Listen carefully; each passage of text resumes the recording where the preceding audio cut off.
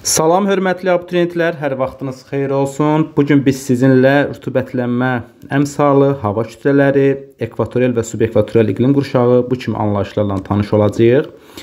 Deməli, ilk öncə biz sizinlə rütubətlənmə əmsalı nədir ona baxaq. İlk öncə baxın, rütubətlənmə əmsalının düsturu. Rütubətlənmə əmsalı bərabərdir yağıntı bölünsün buxarlanma qabiliyyəti. Yəni ki, hər hansı bir ərazinin biz rütubətlənmə əmsalını tapmaq üçün, rütubətlənmə əmsalını hesablamaq üçün yağıntının miqdarını buxarlanma qabiliyyətinə bölməliyik.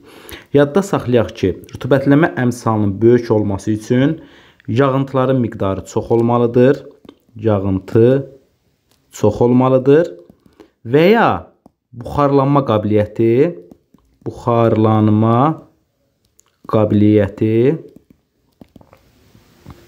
aşağı olmalıdır. Ona görə yadda saxlayaq ki, dünyada rütubətlilik əmsalının ən çox böyük olduğu ərazilərə biz ekvatorial, mülayim ərazilər, burada səbəb yağıntılarının çox düşməsi, qütb ətrafı ərazilərdə isə buxarlanma qabiliyyətinin aşağı olması rütubətlənmə əmsalının böyük olmasına gətirib çıxardır. Yox, əgər bəs rütubətlənmə əmsalı nə vaxt kiçik olar? O zaman kiçik olar ki, ya yağıntı az olsun, ya da ki, buxarlanma qabiliyyəti böyük olsun. Baxın, bu halda isə rütubətlənmə əmsalı kiçik olacaqdır. Rütubətlənmə əmsalının kiçik olduğu ərazilərə biz əsasən səhraları aid edəcəyik ki, səhralıq ərazilərdə rütubətlənmə əmsalı çox aşağı olur və bura quraqlıq hökm sürür. Və rütubətliyinə görə biz rütubətlənmə əmsalına görə biz 4 qrup müəyyən edə bilərik. Birincisi, rütubətlənmə əmsalı 0,5-dən kiçik olan şərait belə deyək.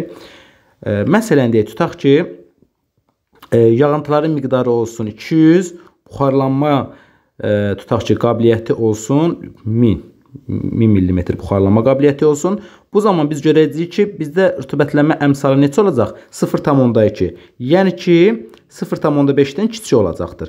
Bəs bu zaman nə baş verəcək? Bu cür ərazilərdə nə hökm sürəcək? Yadınızda saxlayın ki, baxın, rütubətlənmə əmsalı əgər azdırsa, yəni yağıntıların miqdarı az, buxarlanma qabiliyyəti çoxdursa, bu əsasən səhralıq ərazilərdir. Yəni, bu rəqəm əsasən səhra və yarım səhralara uyğun gələ bilər. Bu cür ərazilərdə yadda saxlayaq ki, arid iqlim olur. Yəni ki, bu ərazilər öz quruluğu ilə iqliminin arid olması ilə seçilir. Həmçinin, belə deyək, səhralıq ərazilərdə biz bilirik ki, gündüz havanın temperaturu isti, gecələr isə soyuq olduğu üçün burada fiziki aşınma özünü böyük səviyyədə göstərəcəkdir. Digər bir amil, bu ərazilər bulutsuz olduğu üçün düz radiyasiyanın miqdarı böyük olacaq. Yadda saxlayaq, böyük olacaq.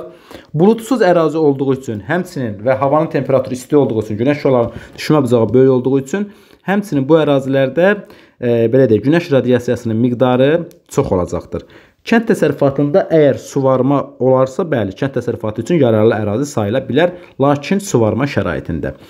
Bu oldu rütubətlənmə əmsalı 0,5-dən kiçik olduğu vəziyyət. 2. Rütubətlənmə əmsalı 0,5 və 1 arasında olarsa, yəni 0,5 və yaxud da ondan böyük, yəni 1-ə qədər olarsa, bu ərazi yenə nisbətən quraq ərazi hesab olunur. Bu ərazi də quraqdır. Nisbətən quraq ərazi hesab olunur. Lakin bu ərazilərdə təbii ki, biz rütubətlənmə əmsalı çox aşağı olan ərazilərə baxdıqda, burada rütubətin miqdarı nisbətən daha çoxdur. Məsələn, bunun hansını aid edə bilər? Tutaq ki, götürək 600 bölünsün, 600 olsun yağıntının miqdarı, 1000 mm olsun buxarlanma qabiliyyəti. Təbii ki, burada görürsünüz 0,6-dır. 0,6 da 0,5-dən böyük, 1-dən kiçikdir. Yəni, bu aralığa, məsələn, biz 0,6 rütubətlənmə əmsalını aid edə bilərik. Nümunə kimi deyirəm. Və bu ərazilər, yenə deyirəm, nisbətən quraq olur, nisbətən. Amma təbii ki, rütubətlənmə əmsalı 0,5-dən kiçik olan ərazilərdən rütubətliliyi daha çoxdur. Və bu zonalarda əsasən çöl zonaları formalaşır. Və belə ərazilərdə torpaqlar əsasən münbit olur, əkinçilik üçün yararlı olur və suvarma şəraitində təbii ki, suvarma. Yəni, suvarma şəraitində əkinçiliyin inkişafı üçün böyük şərait vardır.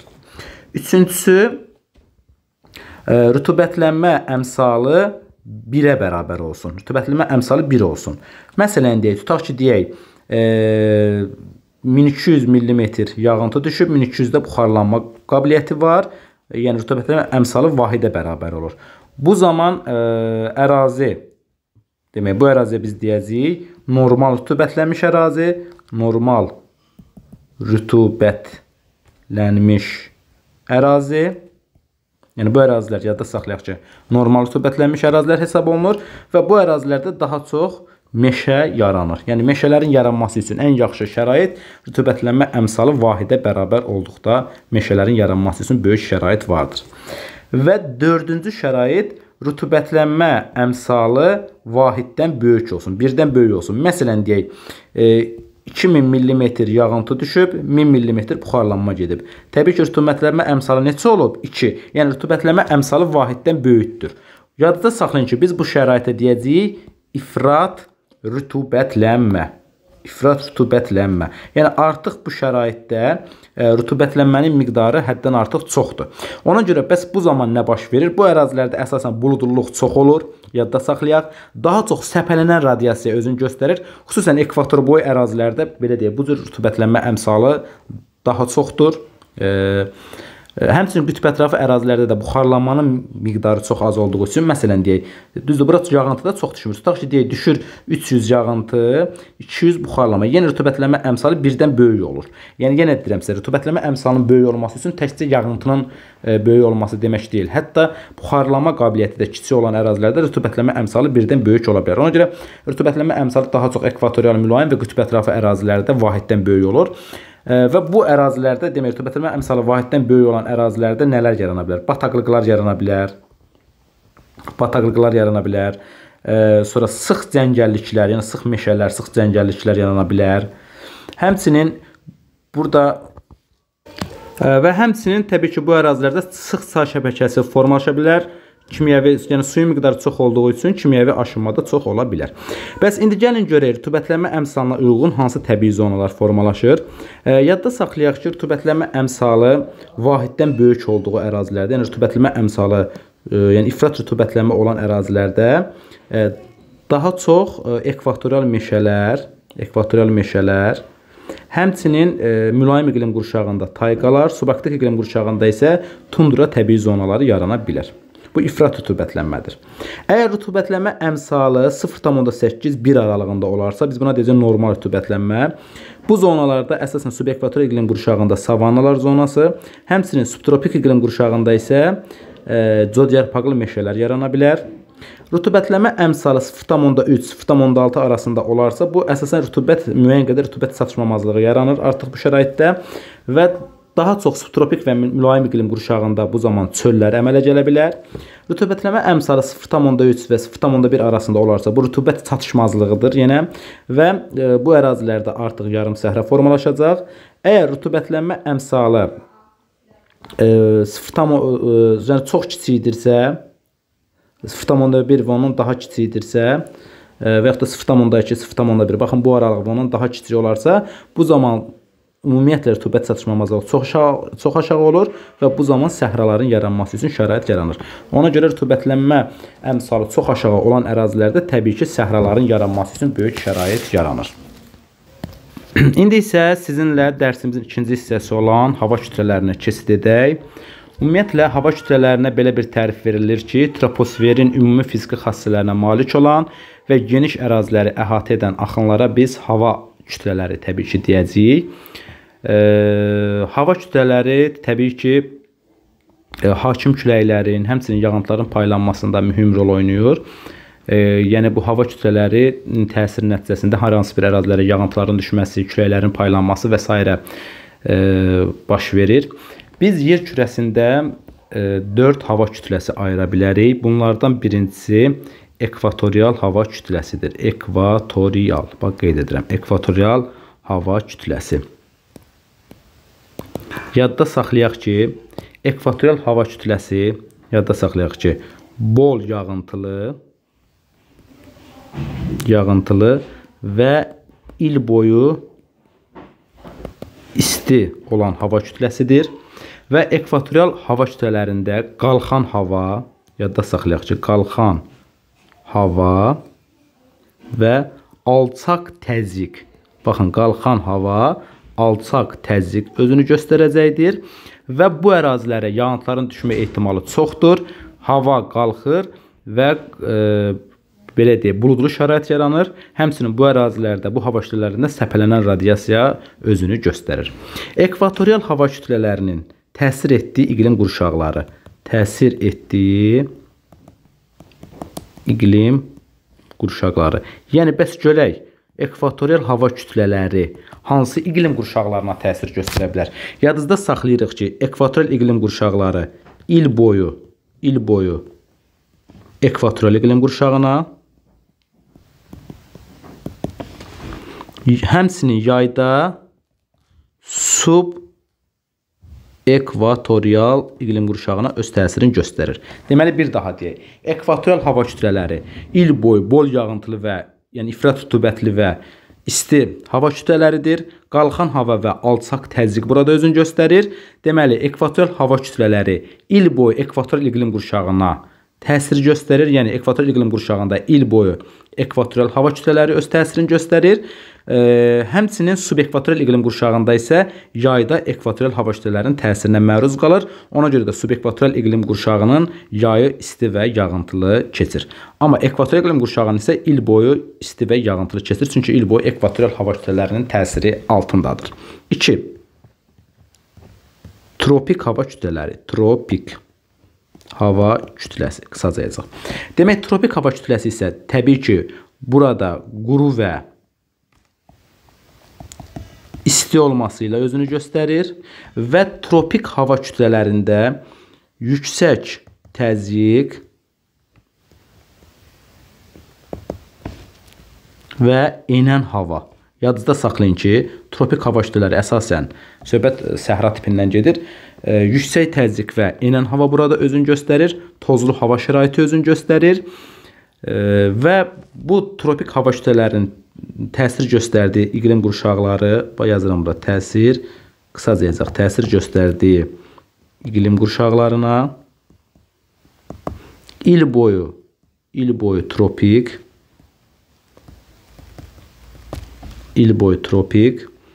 yayda subtropik, qışda subekvatorial. Tropik hava kütlələri bir daha qeyd etdik, quru və isti oldu. Burada yüksək təzyiq və enən hava özünü göstərdi və tropik hava kütlələri il boyu tropik iqlim qurşağında, yəni harada ki, tropik iqlim səhra tipi özünü göstərir, o ərazilərdə tropikin səhra hava kütlələri, yəni kontinental hava kütlələri özünü göstərəcək. Təbii ki, dəniz tipində də dəniz hava kütlələri özünü göstərəcək və kontinental tipində təbii ki, il boyu hava isti və quru olacaqdır. Həmçinin subtropik iqlim qurşağına yayda tropik hava kütlələri təsir göstərdiyi üçün subtropik iqlimin yayı isti və quru olacaqdır. Subekvatorial iqlim qurşağına da qışda tropik hava kütlələri təsir göstərdiyi üçün subekvatorial iqlim qurşağının təbii ki, qışı quru, isti, yayı isə təbii ki, ekvatorial hava kütlələrinin təsirinə məruz qaldığı üçün bayaq qeyd etdik, isti və yağıntılı olurdu. Təbii ki, qışı isə isti və quraq olması ilə özünü göstərəcəkdir. 3. Mülayim. Yadda saxlayaq ki, mülayim hava kütlələri, bu da deməli il boyu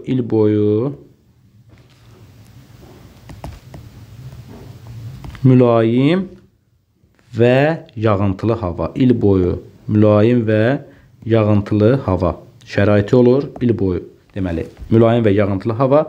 Həmçinin alçaq təzyiq və qalxan hava. Ümumiyyətlə yağıntılıdırsa, yadda saxlayaq ki, qalxan hava yağıntı verir.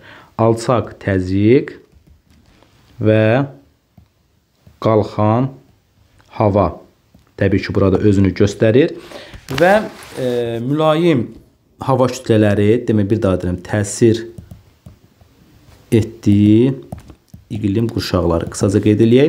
Demək, mülayim hava kütlələrinin təsir etdiyi iqlim qurşaqlarına il boyu, yadda saxlayaq ki, təsir göstərir mülayim iqlimə, il boyu mülayimə, yayda subarktik iqlim qurşağına, qışda isə subtropik iqlim qurşağına öz təsirini göstərir.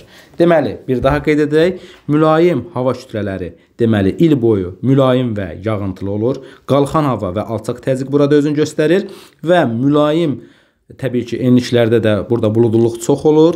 Mülayim hava kütlələrinin təsirində olan ərazilərdə və səpələnən radiasiya özünü daha çox göstərir və mülayim hava kütlələrinin təsir göstərdiyi ərazilər il boyu mülayim iqlim qurşağına öz təsirini göstərir. Həmçinin yayda subarktik, qışda isə subtropik iqlim qurşağına öz təsirini göstərəcəkdir. Ona görə də subarktik iqlimdə yay ayları mülayim və yağıntılı keçəcək. Subtropik iqlim qurşağında isə qış ayları mülayim və yağıntılı keçəcək. Mülayim iqlim qurşağında isə əsasən il boyu yağıntılı və mülayim hava özünü göstərir. Dördüncü hava kütləsi haqqında biz danışsaq, təbii ki, bu arktik və yaxud da cənub yarımkürəsində antraktik də adlana bilər, amma biz ümumi adını arktik veririk. Təbii ki, burada arktik hava kütlələri təbii ki, quru və soyuq hava kütlələri, quru və soyuq olması ilə özünü göstərir. Həmçinin bu ərazilərdə, bu hava kütlələrinin təsiri altında olan ərazilərdə yüksək təzyiq və enən hava. Təbii ki, yüksək təzyiq olan ərazidə enən hava özünü göstərir. Və təsir etdiyi demək, iqlim qurşaqları isə il boyu arktik, qışda subarktik iqlim qurşağına öz təsirini göstərəcəkdir. Deməli, gəlin bir dəqiqə.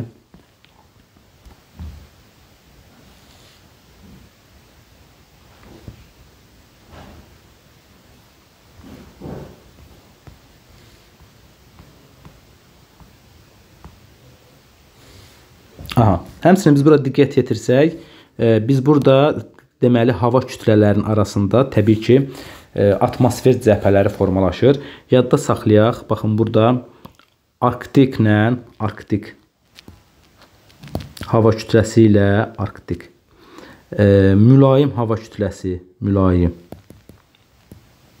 hava kütləsi arasında demək mülayim, daha doğrusu arktik hava cəbhəsi formalaşır. Bura fikir verək, demək, arktik hava cəbhəsi ilə mülayim hava kütləsi arasında arktik cəbhə formalaşır.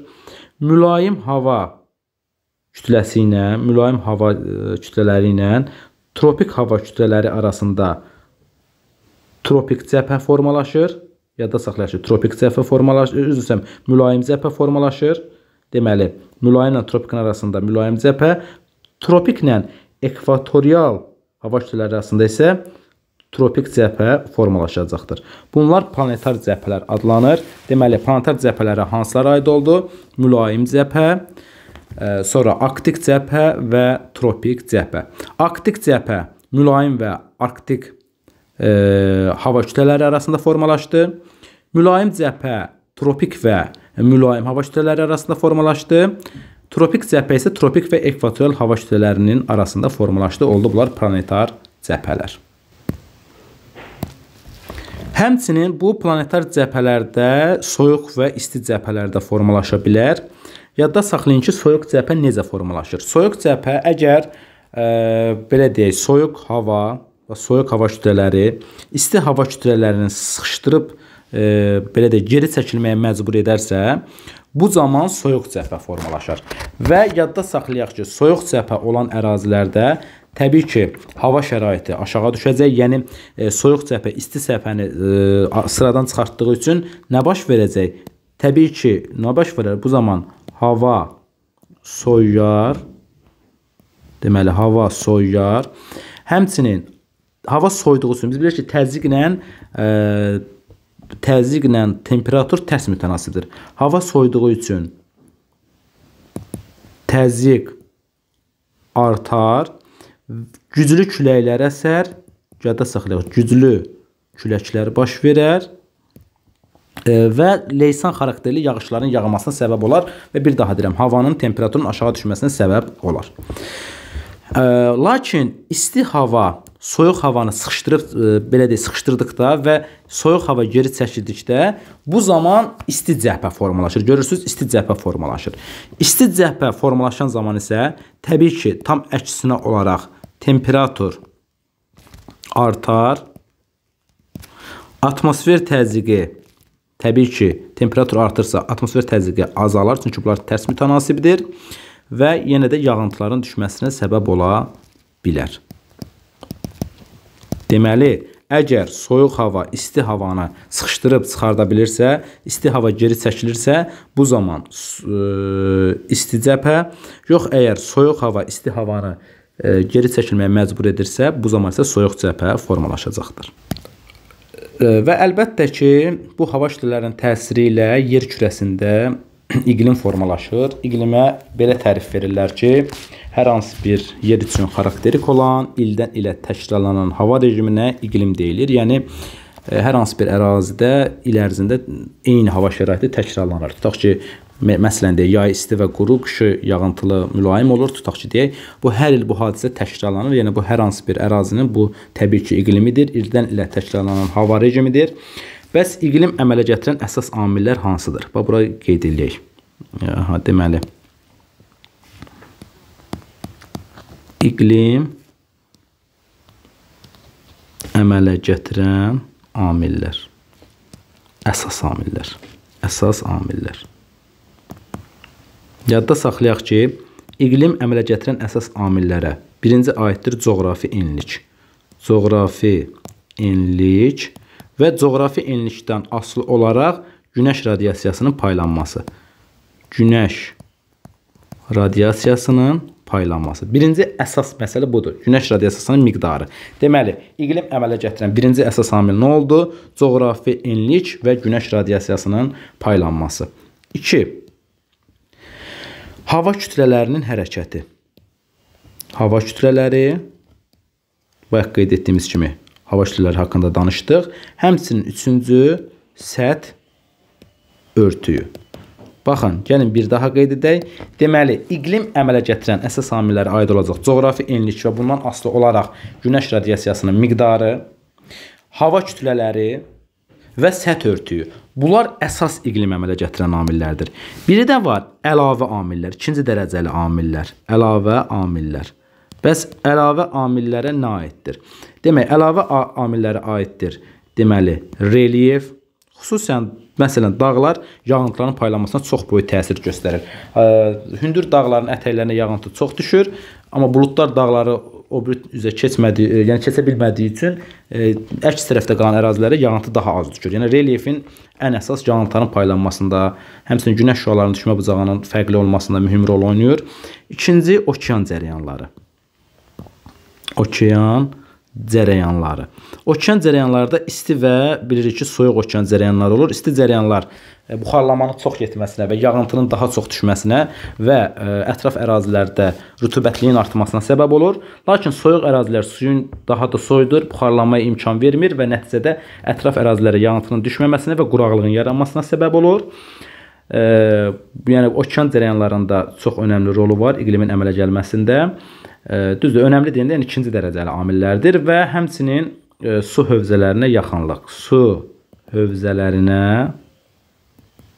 yaxınlıq. Yəni, su hövzələrinə yaxınlıq o deməkdir ki, əsasən su hövzələrinə yaxın ərazilərdə rütubətlilik çox olur. Çünki buxarlanma su üzərində getdiyi üçün o daha yaxın ərazilərə yağıntıların daha çox düşməsinə, lakin materiklərin, qurunun daxilinə doğru getdikcə yağıntıların miqdarının azalmasına səbəb olacaqdır.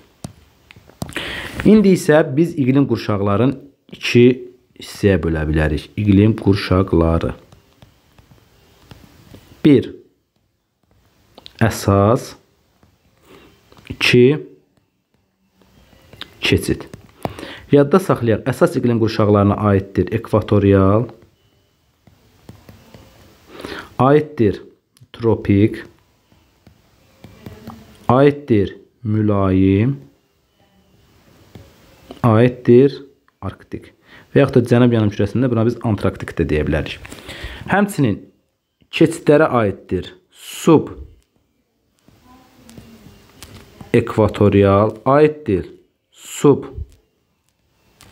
Subtropik aiddir. Subarktik.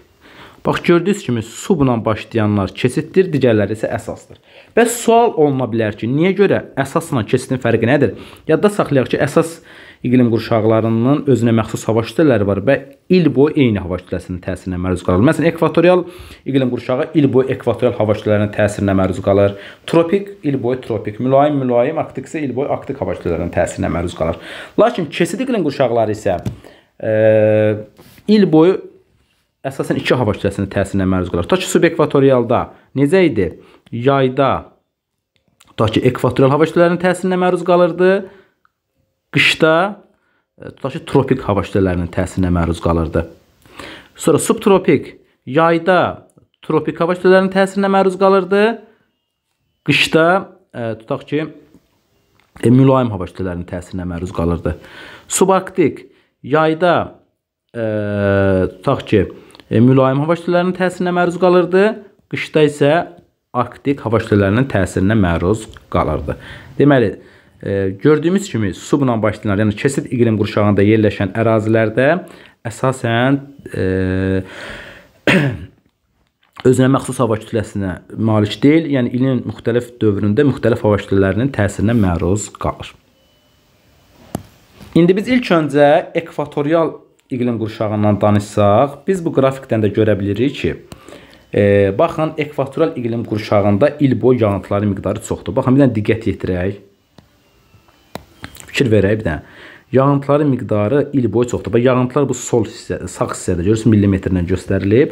Bu sol tərəfdəkilər isə təbii ki, temperaturu göstərir. Biz görürsünüz, bu göy rənglə verilənlər yağıntıların miqdarını göstərir. Biz fikir versək, hər ay 200 mm və yaxud da 150 metr aylardan asılı olaraq yağıntı düşür. Əsasən yağıntılar il boyu bərabər səviyyədə düşür. Əsasən, düz ilin müəyyən aylarında fərqlilik yarana bilər, amma əsasən il boyu yağıntılar bərabər və bol düşür.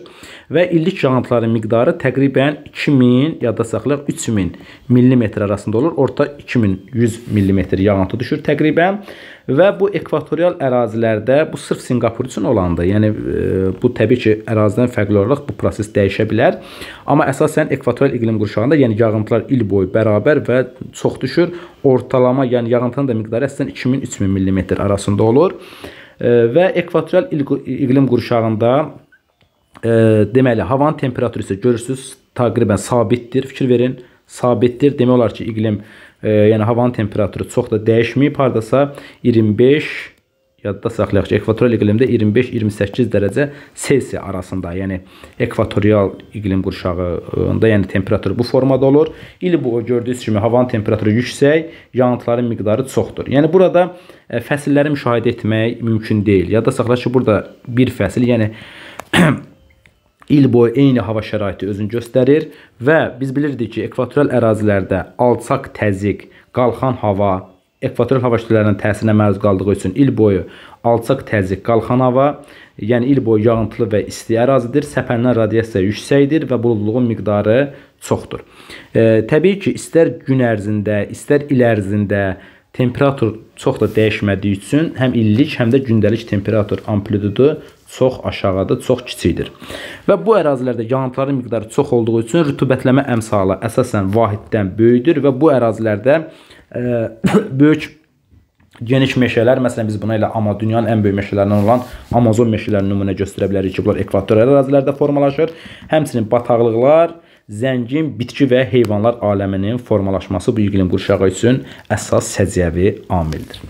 İndi isə biz ekvatorial iqlim qurşağının yayıldığı əsas ərazilərə sizinlə diqqət yetirsək, biz ilk öncə Cənubi Amerika ərazisindən başlasaq, burada biz deməli Amazon hövzəsində kifayət qədər, yəni Amazon ovalığının əsas hissəsində biz ekvatorial iqlim qurşağının yayılmasını görə bilərik. Həmçinin Afrikada biz burada Kongo hövzəsinin, görürsünüz Kongo hövzəsinin, həmçinin Qviyana yaylası ətrafında, Qviyana körfəzi ətrafında biz, Qviniya körfəzi ətrafında daha doğrusu bu ekvatorial iqlim qurşağın yəni geniş yayıldığını görə bilərik. Həmçinin zonda adaları, tutaq ki, burada Sumatra adası, Kalimantan adası, Yava adasının şimalı, Moluk adası, həmçinin Sulu adası, Sulawesi adası, bu kimi adalarda, həmçinin Qvinea adasının fikir versəniz şimal hissəsində, Filippin adalarının cənubunda Mindanao adası, yəni Filippinin Mindanao adası ətrafında bu iqlim qurşağının yayıldığını görə bilərik ki, bu adını çəkdiyim ərazilərdə təbii ki, il boyu havanın şəraiti isti və yağıntılıdır və bu ərazilərdə əsasən geniş cəngəlliklər, meşələrin yaranır və bitki və heyvanat aləmi zəngindir. Lakin əsasən bu bataqlıq ərazilər burada çox olduğu üçün Cənub-Şərqi Asiyanı çıxmaq şərti ilə Amazon və Kongo hövzəsində əhalinin məskunlaşması zəifdir. Çünki ərazi bataqlıq olduğu üçün insanların yaşaması üçün biraz şərait azdır. Həmçinin burada Şri-Lanka adasının cənub hissəsində biz bu iqlimi görə bilərik. Malakka yarımadasının cənubunda və Singapur adasında da, Singapurun yerləşdiyi ərazidə də biz təbii ki, ekvatoral iqlim qurşağı səciyyəvi olduğunu görə bilərik. İndi isə biz sizinlə subekvatorial iqlim qurşağına baxaq. Biz bayaq da qeyd etdik ki, subekvatorial iqlimdə yadda saxlayaq ki, yayda tropik, üzr istəyirəm, yayda ekvatorial, qışda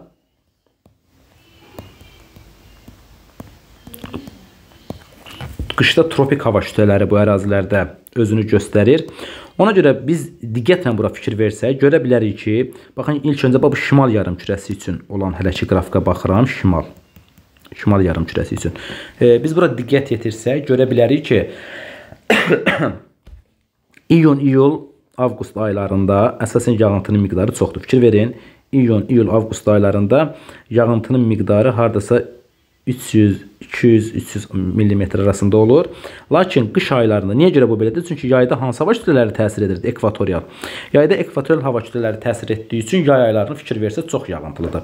Lakin yanvar, fevral, dekabr kimi aylarda, soyuq aylarda fikir verin və yaxud da noyabrda yağıntıların miqdarı çox azalır. Yəni 50 mm-nin də altına düşür. Buna səbəb nədir? Çünki qışda burada tropik hava kütlələri təsir göstərdiyi üçün qışı quraq və isti keçir.